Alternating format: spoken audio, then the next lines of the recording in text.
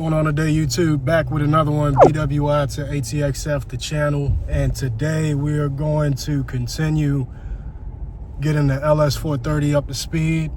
So it's not too many problems with this car, but we do have some shake in the front end that's already been resolved with a wheel hub assembly replacement on the driver left side. I had a little bit of shake around 60 miles an hour in the steering wheel, right? So that's subsided, that's been addressed. Replaced the rotors, run out is to spec, so it's perfect in the front for as far as I know. Now we still got a little bit of a rumble in the rear. So what I suspect is definitely a wheel bearing issue that needs to be replaced in the rear. And I'm thinking there's gonna be some type of driveline shake because when in gear above 60 miles an hour, you get the rumble gets louder, right? So to diagnose this, I went ahead and got up to 80 miles an hour, popped to neutral, and there was a little bit of rumble, but it subsided because the drive shaft disengaged with the rear axle. So we're gonna go ahead and take it to a mechanic for assessment to see if we can confirm our assumptions here.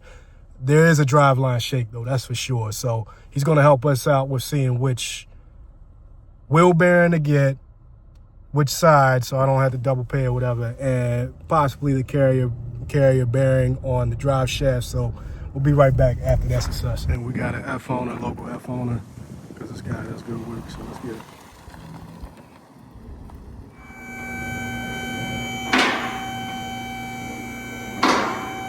So what's up on the lift, and guy and I both agree there's a little bit of run out. You can hear it, not on this side. Listen, it's consistent all the way through. Now you go over to the other side, and you can hear it go in and out. Lateral run out a little bit, none.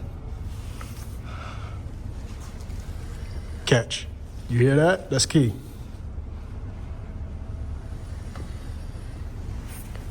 Nothing. Yep, so I think this might be this side. Further inspection, I got a little bit of wear in the differential bushing, but to be determined if that's actually going to cause for that driveline issue. This has been serviced, the fluid and the diff.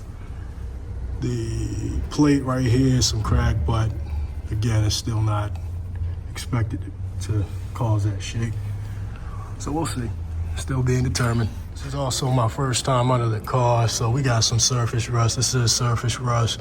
This lower control arm bushing looks sound. No shake back there. Could always get a brand new lower control arm replaced, but for what? You know, it's still functional. If it ever gives me problems, then you know what we gotta do. So go to the back. I'm gonna go ahead and replace these whenever it's time to go in. Along with the traction. Just a lot of surface rust only. Overall in good shape. Well, we just left out, shout out to Alex for his assessment. So the guibo, the rubber guibo, was a few cracks in it. He doesn't suspect that's gonna be a factor. He thinks it might be the differential, but it's inconclusive because there's been other reports of people having this type shake, and it was related to 4 to 6 weeks later. So I took the car to a dealership just for a second opinion, especially when there is a lot at stake for a differential. Differential is not the most expensive thing on the car, but it's not the cheapest. So got the second opinion, paid the diagnostic fee and everything. Had a good discussion with the diagnostic tech, the master diagnostic tech confirmed this is not a common occurrence for the LS430. But long story short, after road force balance and the wheels and everything, they've deemed this. They got me for a drive shaft, full drive shaft, due to being out of balance. They put it on the left, put it at speed, and notice movement in the shaft. So that part is $1,640, and all out the door, we're gonna be $2,500. We're not paying that. So what I did, went ahead, got the part number for Bell Lexus, waited for it to be on sale, and I got it for $806 shipped. Why did we go to full shaft, you ask? It makes a lot of sense, and I'm gonna explain it. So there's a lot of variables at play that can cause for that wobble. Basically, if you are dry rotted, this is not gonna hold for this rubber guibo on the front and the rear, or vice versa, is not gonna absorb vibrations as it should. These parts from Bell Lexus are $300, right? Crazy, like actually crazy, right? This carrier bearing is also a very high thought of what could be the catalyst for this. As you can see, there's rubber surrounded around the bearing itself, and once that kind of erodes, it doesn't keep it in place, it doesn't support it. So that could be causing for this to be out of balance. Let's work. An unlikely scenario is this universal joint, U-joint for short, is some play in it. My mechanic down in Austin, David Perez, really trusts his judgment. He said, if you want to check this, you want to go ahead and hold one shaft and the other shaft and see if there's any independent movement. So you should hear some clunking or anything. So you can see this brand new, there's no movement, right? This is ideal. So by the time I spend $300 for the carrier, I think $250 on the carrier, and then 300 times 2 for this, there's still a possibility that this U-joint is still bad, right? So we just gonna go ahead and follow the dealership's recommendation and nuke the whole thing.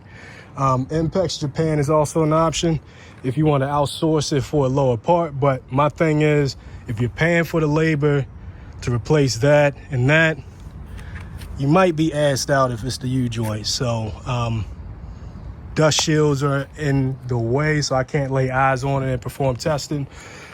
But based on their professional assessment, if this is what they call for, then I'm gonna go ahead and nuke it. But again, I probably said this already, I still suspect this is gonna be the first catalyst to the out of balance vibration. This is gonna be the secondary. And out of balance vibration is basically when it's not rotating perfectly balanced and there's movement laterally in and out, kind of like a wobble, if you will, which is gonna, like for like an out of balance washing machine that you put some heavy stuff in, or, you know, a dryer just clunking around.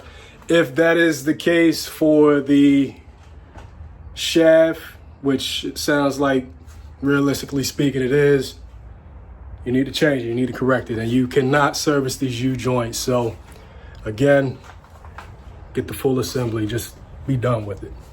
This has been another episode of BWI to ATXF, the channel. More LS 430 content on the way, and of course the RCF content. They ain't going nowhere, so speak with y'all soon.